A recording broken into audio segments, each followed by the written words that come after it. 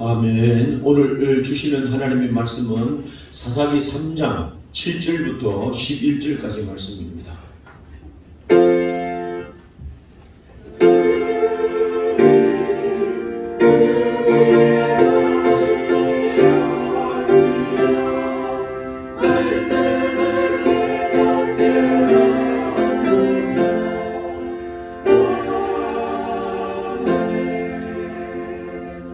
이스라엘 자손이 여호와의 목전에 악을 행하여 자기들의 하나님 여호와를 잊어버리고 바알들과 아세라들을 섬긴지라. 여호와께서 이스라엘에게 진노하사 그들을 메소포타미아 왕 구산 리사다임의 손에 파셨으므로 이스라엘 자손이 구산 리사다임을 8년 동안 섬겼더니 이스라엘 자손이 여호와께 부르짖음에 여호와께서 이스라엘 자손을 위하여 한 구원자를 세워 그들을 구원하게 하시니 그는 곧 갈렙의 아우 그나스의 아들 온니엘이라. 여호와의 영이 그에게 임하셨으므로 그가 이스라엘의 사사가 되어 나가서 싸울 때에 여호와께서 메소포타미아 왕 구산 리사다임을 그의 손에 넘겨주시매 온니엘의 손이 구산 리사다임을 이기니라. 그 땅이 평온한 지 40년에 그나스의 아들 온니엘이 죽었더라. 아멘.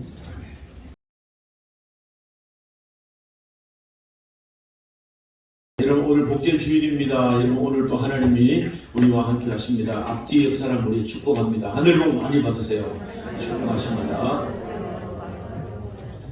여러분, 오늘 하나님이 오늘 우리와 함께 함을 믿으시면 크게 한번 아멘 하십니다. 하나님의 크신 은혜가 여러분 함께 하기를 주님의 이름으로 축원합니다. 오늘 이 본문의 말씀은 이스라엘 백성들에게 사사시대가 시작이 되면서 첫 번째 사사가 세워지는 그 장면들을 우리에게 보여줍니다. 첫 번째 사사 온니엘이라는 이 사람은 모든 사사들의 표준입니다. 이 사람 이렇게 하면서 나라를 구하고 이 사람 속에 하나님이 함께 하시고 이렇게 사는 것이 하나님이 기뻐하는 삶이라 하는 것을 보여주고 또 그렇게 살도록 인도하신 가운데 나타난 하나님의 역사를 보여주는 오늘 이 사사들의 표준되는 사람.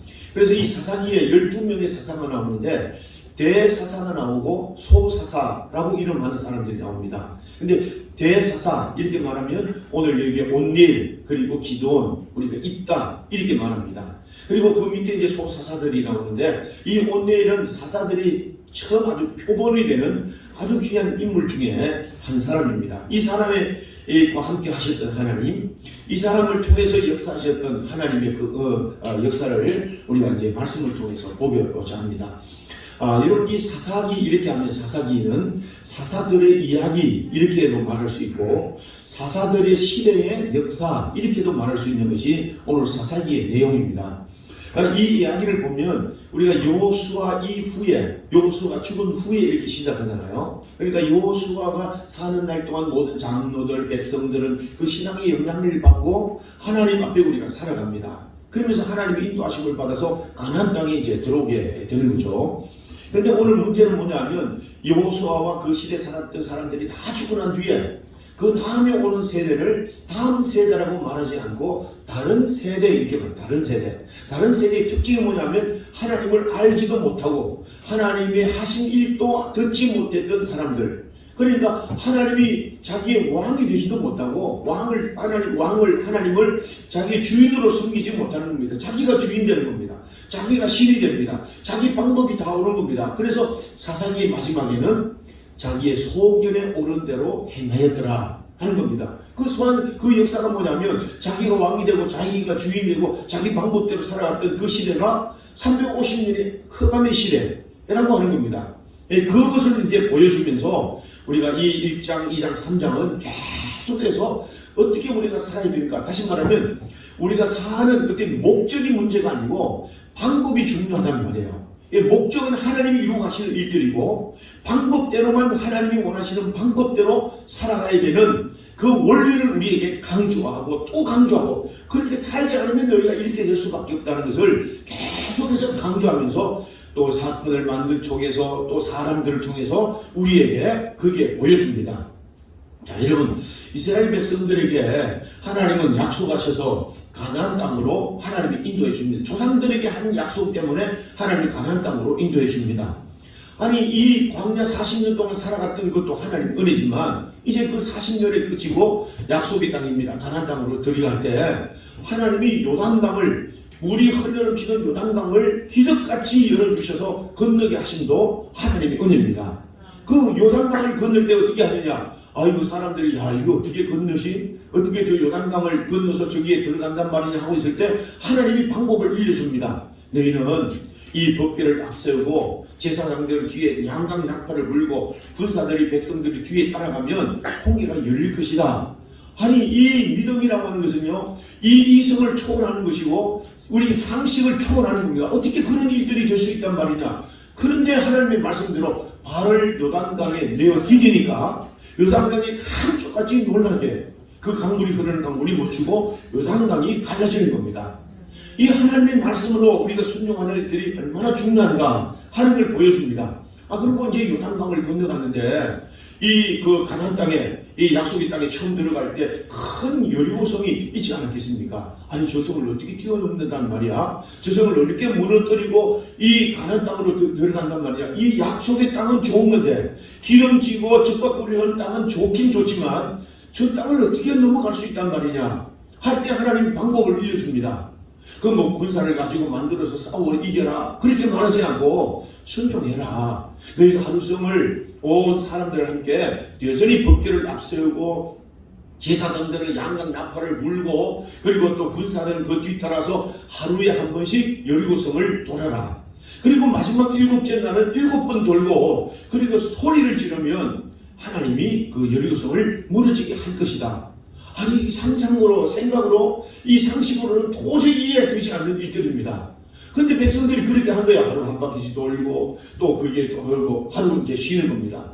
내일이 어떻게 일어날까? 또 내일은 여전히 하나님의 말씀대로 여리고성을 한 바퀴 도는 겁니다. 7째 날 여전히 7번째를 돌고 사람들이 그 돌면서 생각하지 않았겠습니까? 야 이렇게 돈다고 여리고성이 무너질까? 난공불락의 이 성이 그렇게 있단 말이냐? 그러면서도 하나님의 말씀이니까 순종하는 거예요.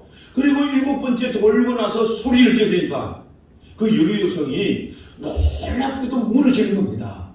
할렐루야. 여러분 우리 모든 일들이 뭐냐 하면 이스라엘 백성들이 광야 40년 동안은 하나님의 말씀에 철저하게 순종하는 훈련을 가르친 거 아니겠습니까? 그러면 이 순종하는 말씀대로 살았더니 그리고 요단강이 갈라지고 여리고성이 물러지고 모든 문제들이 이 해결되는 이 일들을 경험하게 되는 겁니다. 그러면 이제는 이 가나안 땅에 들어와서 해야 될 일이 뭘까요? 하나님께서 여호수아를 통해서 야 이 가나안 땅에 이 가보지도 않는 땅입니다. 저기 어디가 있고 어디가 뭐가 있고 하는데 그 가나안 땅의 12지파에게 너희는 이쪽 땅 너희는 이쪽 땅 그리고 그 땅을 분배할 때 어떤 지파들은 우리는 좋은 땅 비옥한 그런 땅을 주세요. 아니면 우리는 좀 많은 땅을 주세요. 온갖 이런 논란을 잠재우고 여호수아는 그의 지도력으로 하나님께 묻는 지도력으로 그 백성들에게 땅을 다 분배합니다. 아니 땅만 분배해가 지도에서 땅만 분배했지 그 땅을 올라가서 차지해야 되기까지는 전쟁에서 이겨야 되는 겁니다. 근데 여호수아는 어떻게 할까요? 여호수아는 그 전쟁에 나가서 싸우는 일들을 통해서 그 하나하나 성을 점령해 가는 것을 여호수아에게 보여줍니다. 하나님이 모세를 통해서 모세는 또 여호수아에게 하나님이 친히 여호수아에게 뭐라고 말하냐면 너 강하고 담대해라. 너희가 나가서 싸우면 내가 너와 함께 하겠다. 그리고 발로받는 땅을 내게 주겠다. 하나님이 계속해서 여호수아에게 강하고 담대해라. 강하고 담대해라. 네가 나가서 싸우면 내가 함께 하겠다. 하는 이 말씀을 가지고 여호수아는 전쟁을 마다하지 않고 앞으로 모든 두려운 그런 대적들에 나가서 싸워서 날마다 승리하는 삶을 삽니다. 아니 여러분 여호수아 10장의 말씀해 보니까 여호수아가 얼마나 담대함으로 싸우는지 전쟁에 이기지 못하고 전쟁에 또 이겨야 되는 절박한 마음을 가지고 하나님께 구하는데 태양아 거기에 머무르라. 하나님 저 태양을 머무르 주셔서 우리가 싸우면 이기까지 태양이 지지 않도록 도와주시옵소서. 그렇게 기도하는 겁니다. 그랬더니 하나님이 태양이 멈추고 그리고 태양이 거의 하루 종일 종일토록 태양이 해가 지지 않도록 태양을 멈춰서라도 전쟁에 이기게 하시는 하나님이신 거죠. 할렐루야. 여러분 이것은 뭐냐면 하나님 앞에 우리가 전쟁해야 된다. 싸워서 이겨야 된다. 그러나 그 싸움 속에 하나님이 함께 하신다.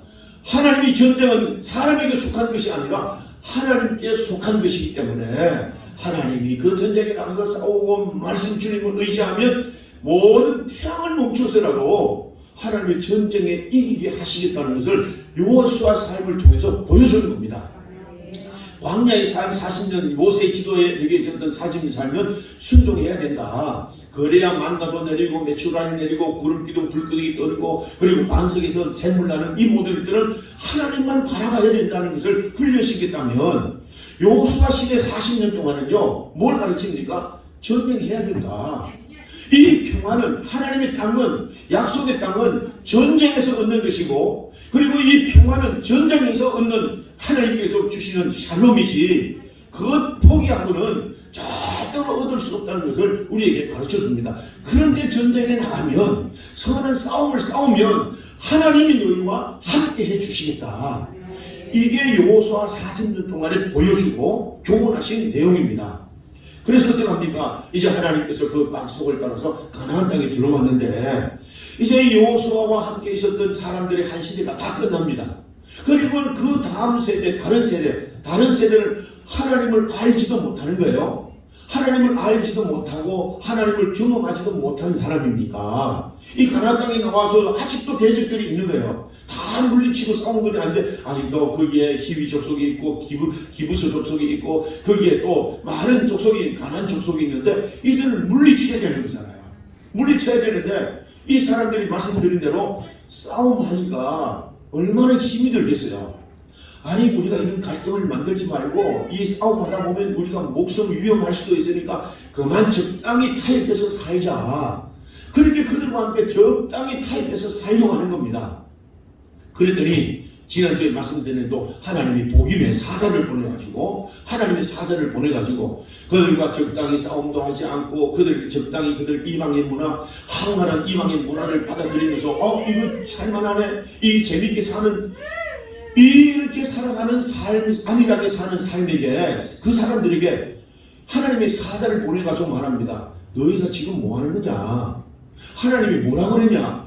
그들과 절대로 조약을 맺지 말고 계약을 맺지 말고 다시 말하면 그들 문화를 받아들이지 말고 그들과 결혼이라든지 그런 어떤 계약을 맺지 말라고 하지 않더냐. 그리고 그들의 모든 신들을 다 선당들을 다 없애버리라고 하지 않더냐. 그러면서 그들에게 하나님 앞에는 온전히 그들을 물리치라고 말하지 않더냐. 물리치라는 말은 그들을 잡아서 죽이든지 아니면 그들을 잡아서 종으로 부리면서 하나님이 살도록 하셨는데 너희가 뭐는 거냐. 그들에게 문화를 받아들이고 항원한 그들의 문화를 받아들이면서 어느덧 너희들 삶은 그들과 종속된 그들이 좋은 것 같은 이런 모습으로 살아가고 있지 않느냐 하는 것으로 책망을 합니다.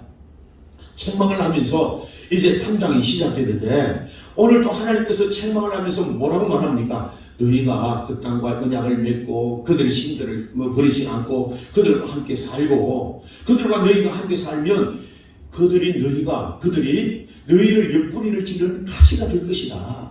늘 괴롭게 하는 가시가 될 것이다. 그렇게 즐겁게 사는 것 같지만 늘 괴로움을 당할 것이다. 그리고 또한 너희들이 그들의 올무가 되어서 그들의 신들이 너희의 올무가 될 것이다.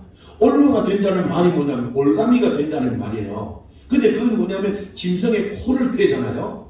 너희가 그들의 신을 섬기고 그들의 황홀한 문화를 받아들이는 사람들은 어느덧 너희들은 그들에게 코가 꿰어가서 살게 될 것이다. 절대로 그렇게 살지 말라. 올무가 된다는 말입니다. 그래서 싸우라고 하는 것을 강조합니다. 싸우라. 싸우면 내가 싸워서 이기게 할 것이다. 싸우라. 싸우면 하나님께서 승리를 줄 것이다. 대적을 물리치고 비로소 샬롬의 평화를 주시고 평강을 주실 것이다. 할렐루야. 그걸 말하는 겁니다. 여러분, 그런데 그들은 그 수고를 게을리하는 거예요. 그 수고를 우리가 또 핑계하면서 살면서 그 수고를 하지 않으려고 하는 겁니다. 자, 우리가 교회 신앙생활을 하면 보세요. 우리가 하나님 앞에 나와서 기도하면 하나님이 응답하시고 하나님이 좋은 것들이 주시겠다고 약속을 하셨는데도 이 일들을 게을리 하잖아요. 아침에 우리 새벽기도 깨어난 건요, 이 아내랑과의 싸움입니다. 게으름과의 싸움입니다. 수요 예배도 마찬가지고 금요 기도에도 마찬가지입니다. 그럼에도 불구하고 피곤해도 불구하고 그리고 자신을 깨워서 나온다는 일은요, 믿음의 선한 싸움이 아니겠습니까? 그때 하나님이 예배를 우리가 이 날도 우리가 뭐 일주일 동안 이 직장 생활하고 사회생활 바쁘게 하는데 좀 늦잠 자고 싶지 않겠습니까? 그리고 우리가 또 좋은 데 제 친구들이 좋은 데 가는 뭐 캠핑 가는 이런 문화에 따라서 가고 싶지 않겠습니까? 그래도 어떻게 해요? 아니야. 결단하고 이 자리에 있는 겁니다. 이것도 믿음의 선한 싸움이죠. 그런 싸움을 통해서 여기에서 주시는 하나님의 임재하심을 경험하고 또 하나님께서 한 주간 살아가는 날들의 의미를 우리에게 주시고 하나님께서 이기게 하시고 돕는 은혜를 주시는 줄로 믿습니다. 우리가 싸워서 이기는 겁니다. 그래서 이 혈과 육에 대한 싸움이 아니고 악한 공중 권세 잡은 악한 영들과의 싸움입니다. 안일하게 만듭니다. 포기하게 만듭니다. 게으르게 만듭니다. 타협하게 만듭니다. 이 모든 일들은요, 우리 배후에서 역사하는 악한 영들, 사탄이 역사하는 겁니다.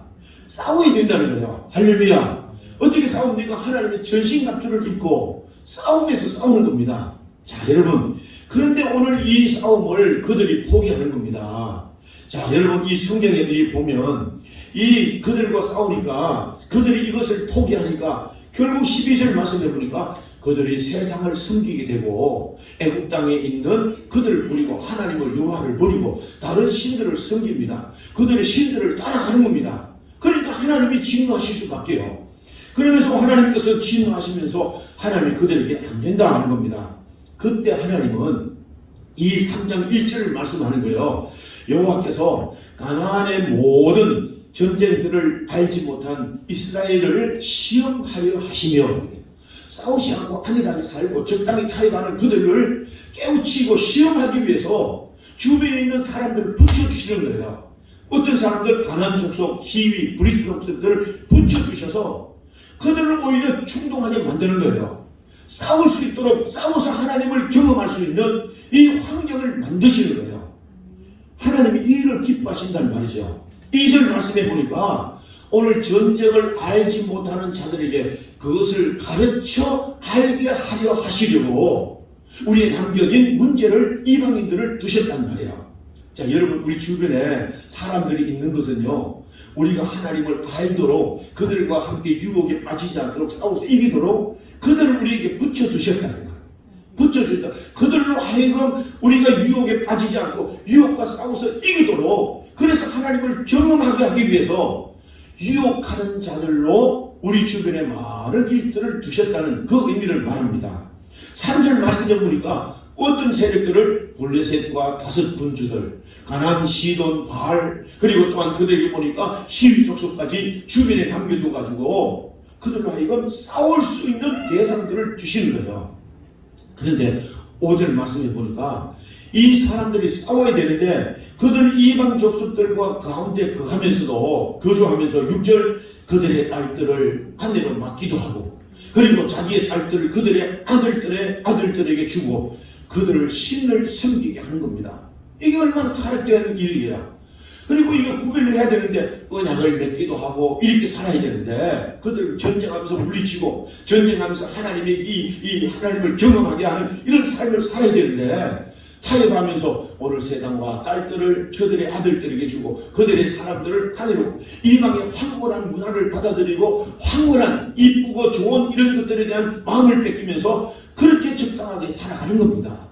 하나님이 이 일을 기뻐하지 않는 거죠. 그래서 하나님이 이 일을 시험하셔서 전쟁을 경험하지 못하고 전쟁하지 않고 그냥 편안하게 살고 하는 그 사람들을 깨우려고 하는 겁니다. 자, 여러분, 오늘 우리에게는요, 이 전투하는 삶, 다시 말하면 믿음의 선한 싸움을 싸우는 것, 오늘 이 싸워야 된다는 거예요. 싸워야 된다. 할렐루야. 이 모든 세상들과 악한 유혹들과 싸워야 된다는 거예요. 주변에 있는 대적들과 싸워서 이기는데 이김이 주님 앞에 있다는 겁니다. 싸우려고 하지도 않고 적당히 타협하고 안일하게 사는 것, 여러분, 이게 하나님 앞에 죄라는 그것을 말해줍니다.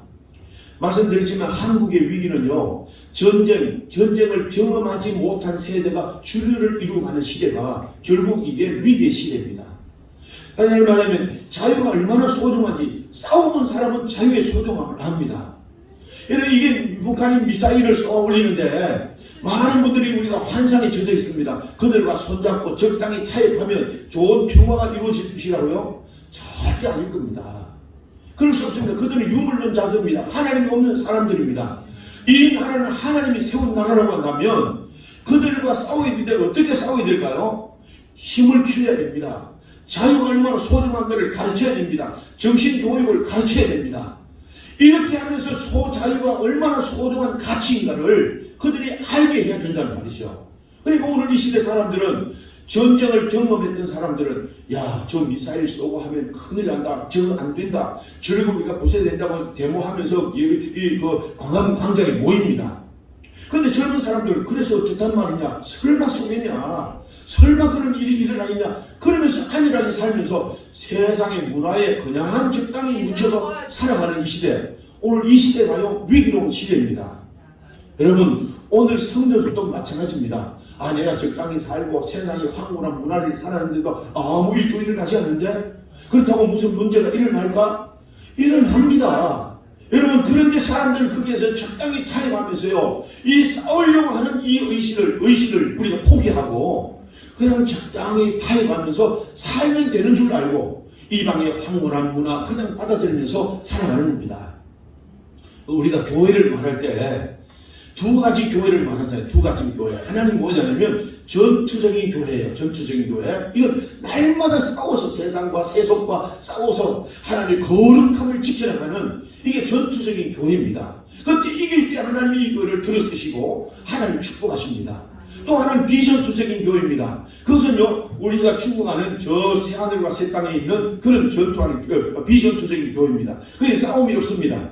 여기서 싸움에서 이겼던 사람들이 영원히 누리는 그 나라가 영원한 비전투적인 교회입니다. 할렐루야. 이 땅에 있는 교회는 이 땅에 살아가는 성도는 싫든 좋든 싸워서 이겨야 됩니다. 이 이스라엘 성경에 계속의 싸움이 나잖아요. 싸움이 나올 때 우리가 보여주는 게 뭡니까? 싸움에서 이기면 하나님을 의지합니다. 하나님의 힘을 구하고 싸움에서 이기면 모든 전리품을 다 가지고 오는 거예요. 그들에게 좋은 것 다 뺏어가지고 12지파가 나누면서 이 전리품을 얻는 기쁨, 전쟁의 승리한 기쁨을 축제로 하나님께 영광 드리고 하나님 감사합니다. 우리 전쟁에서 이기게 하십니다. 기쁨을 누립니다. 그런데 전쟁에 져버리면요. 전쟁에 져버리면 소중한 것들 다 뺏깁니다. 가족도 뺏기고 자식도 뺏기고 재물도 뺏기고 심지어는 이스라엘 백성들의 정체성이라고 하는 성전도 뺏기고 모든 걸 뺏기면서 짓밟히고 수치를 당하는 겁니다. 그러니까 전쟁은요 이겨야 된다는 말이죠. 그런데 하나님이 이 전쟁에 나가서 싸우라는 겁니다. 영적 전쟁에서 싸워서 나가라는 겁니다. 여러분 주위에 싸워야 될 환경들이 얼마나 많습니까? 게으름도 이겨야 되고 안일함도 깨야 되고 여러분 주위에는 유혹도 이겨야 되고 세상의 문화가 많은 것들을 이겨야 된다는 것을 우리에게 말해줍니다. 이런 유혹이 많습니다. 지금은 총칼을 갖다 대고 믿을래 안 믿을래 그런 시대는 아닙니다. 그렇지만 순교적인 각오를 가지고 거룩함을 지키고 말씀을 지켜나가는 이런 순교적인 각오를 가지고 영적인 전투에 우리가 많은 싸움에서 이기는 각오를 가지고 마음을 새롭게 하고 주님을 의지하는 믿음으로 이겨가야 되는 오늘 이 시대가 바로 그런 시대인 겁니다. 여러분 히브리서 11장에는 믿음의 선지들이 나오잖아요. 그 사람들은 다 약한 사람들입니다. 농부도 있고 거기에는 학자도 있기도 왕도 있기도 하지만 그 사람들은요 날마다의 환경에 맞는 그런 일들 가운데 전투하면서 싸워서 나갔던 사람들입니다. 그리고 이겼던 사람들입니다. 수많은 고난도 있습니다. 두려움도 있습니다. 위기도 있고 위험도 있었습니다. 고난도 있고 고통도 있었습니다. 그렇지만 싸워서 이긴다는 의미가 얼마나 순종한가 하는 것을 깨닫고 나서 그들은 믿음의 싸움을 싸우면서 믿음의 거룩한 금메달리스트들로 승리한 자들로 성경이 기록하고 있습니다. 무엇을 말합니까? 우리가 그렇게 살아라는 말이죠. 그런 승리자가 되라는 그 말씀을 우리에게 합니다. 여러분, 이 세상에 여러분 살아간다는 일이 결코 만만치는 않은 것을 제가 많은 생각을 합니다. 직장 다니는 사람들이 얼마나 어려울까. 직장 그 세상에 문화가 있는데 그 문화를 보면 제가 들어보면 직장에 다니면서 얼마나 어려울까. 회식이 있고, 예를 들면 회식이 있는데 1차에 가면 뭐 밥도 먹고 좋은 교제도 있습니다. 1차, 그 다음에 2차 합니다. 2차, 그리고 3차 합니다. 그런데 이 1차, 2차 세상의 문화에 같이 하지 않으면 왕따를 당하니까요. 성질의 불이익도 당할 수 있으니까 할 수 없이 그 1차, 2차, 3차에 갈 수밖에 없는 그런 사람 살 수밖에 없습니다. 그런데 듣고 보니까 3차 이후에 이런 문화들은요, 전부 다 음란한 문화, 세상의 문화가 얼마나 폐역한 문화인가를 오늘 많은 사람들이 듣습니다. 그런데 그것을 끊고 그것을 결단하는 일이 참 쉽지 않다. 신앙생활을 하기가 참 어렵겠다는 생각을 하게 됩니다. 자, 그런데 보세요. 여러분, 우리가 이 술 한 잔, 맥주 한 잔, 뭐 술 한 잔 먹는다고 하나님이 금방 날벼락을 내리고 그 한 잔 먹었다고 천당에서 저 지옥으로 떨어지고 뭐 그런 일들이 있겠습니까? 그런데 하나님은 우리가 하나님의 신전 앞에, 하나님 앞에 있다는 신전 의식을 가지고 그 한 잔마저도 거절할 수 있는 이 믿음을 주님이 보시는 거죠. 이 선한 싸움을 주님이 응원하십니다. 그런 믿음을 가진 사람들을 하나님이 주목하신다는 말씀이죠. 안 될까요? 불가능할까요? 여러분, 제가 분당에 있는 그 목사님, 그 교회 청년 얘기를 자랑스럽게 하는 얘기를 들었습니다. 그 청년은 회사에 어렵게 들어갔는데 회사에 들어가 보니까 뭐 1차, 2차 문화가 있고 세상의 문화를 따라가니까 그들과 같이 않으면 왕따시키는 이 아주 고약한 문화가 있더라는 겁니다. 그런데 내가 하나님의 자녀인데 내 정체성을 지켜야 되겠다는 생각을 가지고 늘 성경을 보고 늘 기도하고 그들 문화에 나는 예수 믿는 사람이니까 안 됩니다 하면서 교제하니까 점점 시선이 따가워지더라는 겁니다. 그러나 말거나 나는 하나님의 자녀다 하고 성경을 읽고 기도했다는 겁니다. 그러면서 자기 하는 일들에 대해서는 최대한 성실하게 하면서 하나님의 지혜를 구하니까 좋은 지혜를 주셔서 하나님의 좋은 것들을 발표하게 만들고 좋은 성과를 내가져가는 겁니다. 그걸 보던 사람들이요, 주변에 있는 사람들이 서서히 자기 정체성을 나타내는 겁니다. 그러면서 그와 가까이 하면서 나도 옛날에 교회 다녔는데 우리 엄마가 교회 권사님인데 서서히 자기 정체성을 내리면서 가까이 하고 싶어하는 마음으로 그에게 딱 오더라는 겁니다. 그리고 그들과 함께 점심시간에 맞춰서 기도도 하고 잠깐 성경 공부도 하면서 그렇게 지냈다는 겁니다. 그걸 나중에 사장님이 알고 정말 그런다 하고 그 사장을 만날 수 있는 기회가 됐는데 그 사장이 그 아이가 하는 일, 그 업무 성과를 보면서 정말 귀하다 싶어가지고 그 여러 가지 시험을 했답니다. 그러더니 결코 그 어떤 자리에서도 나는 예수 믿는 사람이라 하는 정체성을 나타내더라는 겁니다. 사장님이 감동돼가지고 어느 날 그 청년을 자기 집으로 초청하더라는 겁니다. 초청해가지고 온 식당에 있는데 자기 딸 둘 있는 아이들에게 회사에 이런 청년이 있어서 너희가 데리고 왔는데 이 아이를 좀 본받으라. 세상에 친구들 많고 세상 아이들이 많지만 이 친구를 꼭 받으면 도움이 된다 해가지고 앞으로 좋은 사귐을 가지고 살라고 이 아이들처럼 믿어 교회에 나가라 그러면서 이 좋은 관계를 맺어주고 그 청년을 본받으라고 말하려는 겁니다. 이 얼마나 여러분 놀라운 영향력이 있는 그런 일입니까? 저도 이 집회를 다니면서 그런 일들을, 그런 청년들을 가끔 봤습니다. 여러분, 세상과 적당히 타협하면 언젠가는요, 찌른 가시가 됩니다. 괜찮다 싶어도 언젠가는 코가 꿰입니다.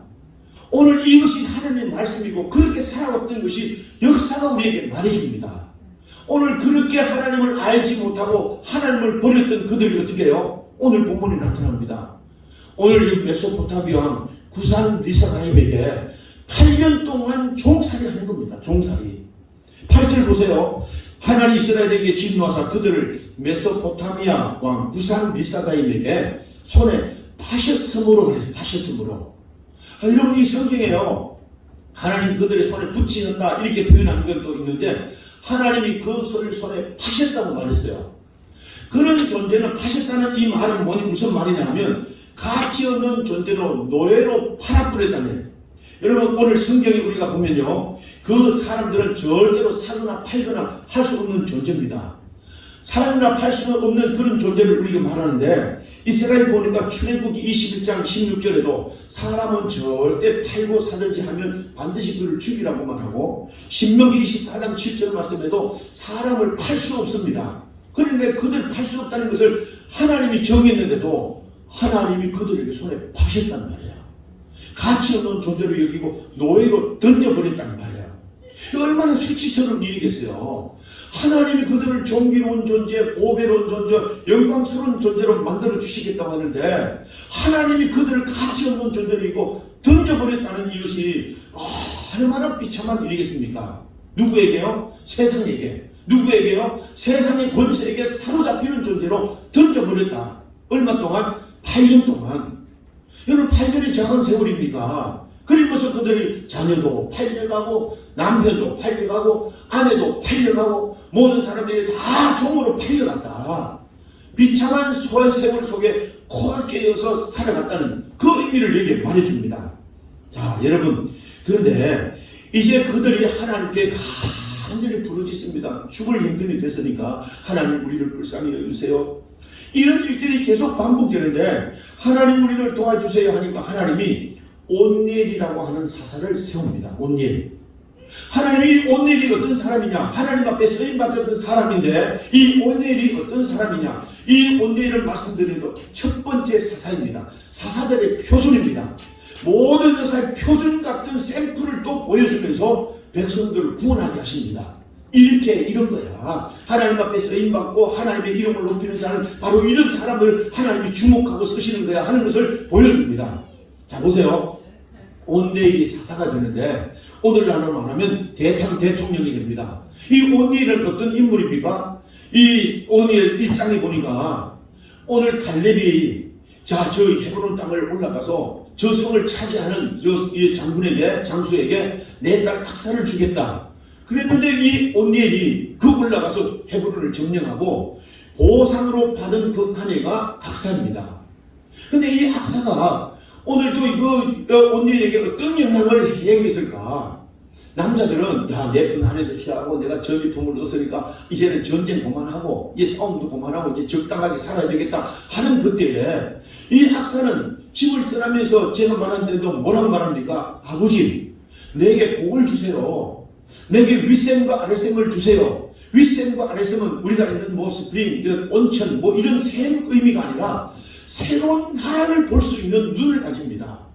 그 뜻을 이루도록 도와주세요 하는 겁니다. 그랬더니 윗셈과 아랫셈을 줬는데 이 악사가 이 온니엘이라고 하는 남편에게 말합니다. 남편의 꿈을 일으켜주면서 미래를 바라볼 수 있고 하나님의 꿈을 꿀 수 있는 사람으로 그를 세워갑니다. 할렐루야. 그런데 오늘 여기 성경에 보면 이 일들이 계속 남자의 눈을 열어가지고 미래를 보고 하나님 나를 꿈꾸는 그런 인물도 세워가면서 드디어 사사가 되는가 하면 성경에는 또 한 사람이 있습니다. 남편의 눈을 가리고 남편의 눈을 찌르기까지 하면서 남편을 아주 비참한 존재로 만들어갔던 삼손의 아내 오늘 들리가라고 하는 여인을 보여줍니다. 성경은 이 두 장면들을 계속해서 대립하면서 보여주면서 우리가 어떻게 해야 되는가를 무엇이 가치 있는 걸 위하를 계속해서 보여줍니다. 악사를 보여주고 들리가를 보여주고 그리고 온니엘을 보여주고 삼손을 보여주면서 하나님의 꿈을 가지고 비전을 가진 사람이 어떻게 해야 되는가를 보여주는 겁니다. 하나님이 이 온니엘이라는 사람을 세우는데 이 온니엘이라는 사람이 어떻게 말합니까? 10절 말씀해 보니까 그에게 하나님의 영이 임하셨다 했어요. 영이 임하셨다. 할렐루야. 그에게 여호와의 영이 그에게 임하셨으므로 10절 말씀에 그렇게 말합니다. 하나님의 영이 임하셨는데 여호와께서 메소포타미아 왕 구산리의 사람을 이기게 하셨더라. 그게 한번 아멘 합시다. 8년 동안 다스림을 받던 그들을 이기게 하신 거예요. 다시 종으로 세상에 그들을 종으로 삼는 이런 성기를 그에게 주신 거예요. 할렐루야. 그런데 오늘 온니엘에게 하나님의 영이 임하셨다 그랬잖아요. 그런데 성경에 보니까 영이 임하셨다는 이 말의 의미를 아주 중요하게 성경에서 말하고 있습니다. 자, 3장 10절 또 6장 34절 기드온에게도 사사 기드온에게도 하나님의 영이 여호와의 영이 기드온에게 임하심에 이렇게 말합니다. 오늘 11장 29절 거기 보니까 입다라고 하는 선지자에게도 여호와의 영이 입다에게 임하심에 이렇게 됩니다. 그리고 13장 25절 삼손에게도 여호와의 영이 그에게 움직이기 시작했다 이렇게 말합니다. 근데 똑같이 영이 임했는데 이 의미는 좀 다릅니다. 어떤 의미냐 하면 제가 갑니다. 우리 보니까 이 온니엘에게 임한 하나님의 영은 임하셨다는 하야 루하의 여호와입니다. 여호와의 영이 그에게 머물렀다 이렇게 표현합니다.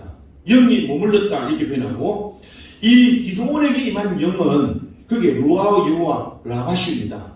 이 말은 무슨 말이냐? 그를 성이 영으로 그의 옷 입었다, 능력을 옷 입었다 이렇게 말합니다. 좀 다른 의미입니다. 그런데 입다에게는 영이 임하셨다. 온니엘과 똑같은 의미를 사용하고 삼손에게는요 할랄 유하 루하 여호와입니다. 여호와의 영이 그를 덮쳤다 이런 말입니다. 강권했다는 말이에요. 좀 다른 의미지만 아주 다른 의미입니다. 근데 이 당시에 이 온니엘에게 여호와가 임하셨다는 말은 비동사입니다. 하나님이 그렇게 그를 행하게 하셨다는 말이에요. 이 말은 무슨 말이냐면 성령이 그 안에 머무르고 그리고 성령이 그와 동행하면서 그러면서 하나님이 대적을 물리치시고 구산 미스라임에게 이기게 하셨더라. 그게 한번 아멘 합시다. 그렇습니다. 여러분들 정말 성령의 사람입니까? 오늘 성령이 여러분 안에 머물고 계십니까? 그래서 여호와가 내 하나님을 고백하고 있나요? 이런 여호와가 임하시는 영으로 함께 하시는 그 사람에게 여호와의 영이 동행하셔서 대적을 물리치시고 구사라임을 이기게 하시고 이 콧게 있는 이런 올무에서 그들을 건져주시고 그들을 다시 높이시는 은혜를 얻게 되었다. 할렐루야. 이걸 말하는 겁니다. 오늘 이 시대에 세상과 절대 타협해서는 안 된다. 그런 세상과 타협하지 마라, 콧게인다 하는 것들을 우리에게 명심해야 될 뿐만 아니라 정말 나는 하나님의 사람의 정체성이 뭐냐? 내 안에 하나님의 영이 머물러서 하나님의 음성을 듣고 하나님의 인도하심을 따라 행하고 주님의 말씀에 감동을 얻고 하나님의 백성의 이런 자존감을 가지고 살아가는 그 삶이 될 때 하나님이 그와 함께 하셔서 싸워주시고 대적의 문을 열어주시고 하나님께서 콧게인 올무에서 그들을 다시 구원하시고 그를 귀한 존재로 높이 세워가신다는 것, 이걸 우리에게 말해줍니다. 할렐루야. 여러분들이 살아가는 삶 주위에 얼마나 세상의 문화와 유혹이 많습니까? 텔레비를 보면 전부 다 유혹하는 일입니다. 편하게 적당하게 먹는 것, 좋은 것 다 그렇게 살아갑니다. 그게 하나님이 없습니다. 그게 예배가 없습니다. 하나님 중심의 삶이 없습니다. 좋으면 좋은 겁니다. 세상의 문화가 얼마나 유혹하는지 모릅니다. 세상에 그런 유혹뿐만 아니라 세상에 많은 음란한 유혹들이 끊임없이 유혹하고 덤벼옵니다. 싸움에서 어떻게 해요? 이겨야 됩니다. 내 안에 있는 게으름도 이겨야 되고 안일함에서 이겨야 되고 싸워서 이길 때 비로 샬롬의 축복, 자유하는 은혜를 우리가 누리게 된다. 싸울 때 하나님을 의지하는 수밖에 없는 것, 그래서 하나님의 승리를 주시는 이 은혜를 얻어야 될 줄로 믿습니다. 하나님의 영이 머물던 온니엘, 하나님의 거룩한 꿈을 가지고 하나님 나라 세우는 이런 비전을 가지고 하나님의 뜻을 구했던 그 영이 맺던 온니엘을 사사로 세우셔서 민족을 구원합니다. 모든 백성들을 구원합니다. 40년 동안 그 땅에 평화를 얻도록 하나님이 그를 쓰시고 축복하시는 줄로 믿습니다. 이 하나님의 영이 임할 때 대적의 문이 열려가고 여러분이 사는 한 시대 동안이라도 하나님께서 평안케 하시고 그 땅에서 누리는 복으로 하나님께서 역사해 주실 줄로 믿습니다. 이 은혜와 이 복을 따라서 세상에 살지만 세상 사람처럼 아니고 우리가 하나님 앞에 사는 그 하나님의 영이 머무는 사람으로 살면서 때마다 일마다 하나님의 도우심과 하나님의 은혜 가운데 주시는 은혜와 복을 누려가며 살아갈 수 있는 여러분들이 다 될 수 있기를 주님의 이름으로 축원합니다. 축원합니다. 기도하겠습니다. 살아계신 아버지 하나님, 하나님의 영이 머무는 오늘 저희들 되게 해 주시옵소서. 세상의 유혹도 넉넉히 이기고 세상의 모든 것도 넉넉히 이기는 싸움을 싸워 이길 수 있는, 그리고 대적을 물리치고 마침내 차지하고 누리는 법으로 살아가는 하나님이 영광에 모이는 사람들 되게 하여 주시옵소서. 하나님은 그들과 함께 하십니다. 그들 앞서 행하십니다. 싸워주셔서 승리케 하십니다. 하나님의 높이시는 큰 은혜를 따라 살아가는 저희 모두가 되도록 인도해 주시옵소서. 오늘 다시 한번 마음을 결단하고 결심하게 하시옵소서. 그 은혜를 우리에게 주셔서 다시 또 세상에 나가서도 늘 이기는 이김으로 주님 영광 나타내며 살아가도록 축복해 주시옵소서. 예수님의 이름으로 기도하옵나이다. 아멘.